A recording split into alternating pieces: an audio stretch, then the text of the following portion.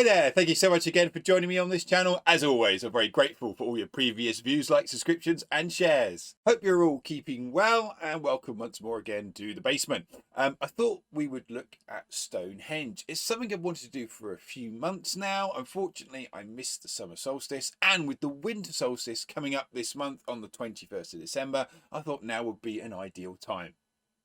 So putting up my favourite trick on Google and looking at the chart that helps you find out the history of a word. The word solstice comes from the Latin word sol for sun, and also the word sister or stit, meaning to be stopped or stationary. So literally a solstice means when the sun stops. So what does that mean in terms of the mechanics of our solar system to have a solstice? In December in the northern hemisphere, the Earth is tilted away farthest away from the sun, and this marks the shortest day of the year.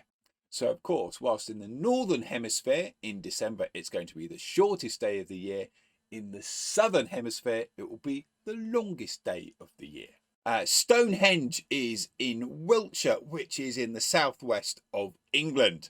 Now here is Stonehenge today, and it has quite a long history. Earliest evidence we have of a structure at Stonehenge goes to an earthwork monument, probably about 3000 BCE. It would have been dug with simple tools, antlers, that sort of thing.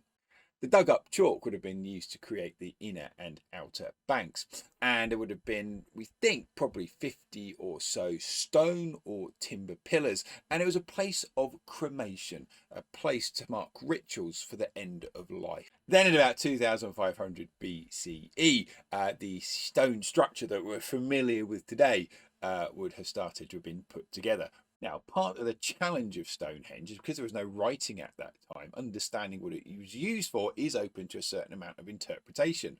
However, what experts do universally agree on is that if you look at the stones, they line up for the winter and summer solstice.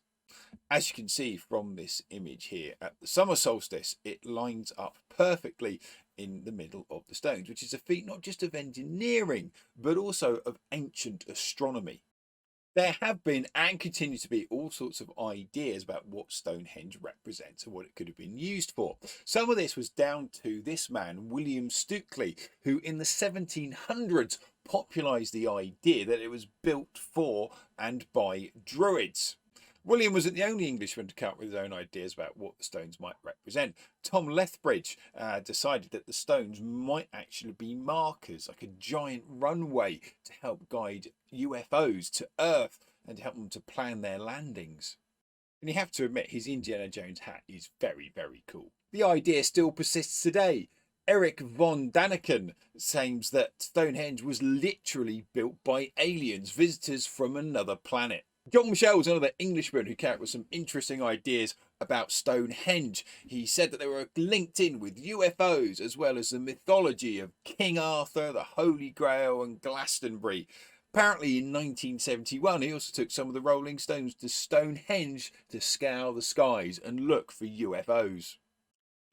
The final word on the topic is perhaps given to Daniel Defoe, the man who wrote Robinson Crusoe, who simply said all that can be learned from them is that they are there. I think there's something quite wise about that quote. Maybe we'll never truly know why Stonehenge was built, but it doesn't mean that we can't explore and try and investigate these ideas.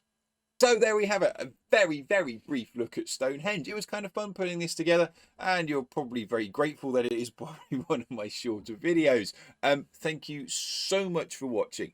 If you are able to like, comment and subscribe, then please do so. Until then, take care of yourselves and enjoy your learning.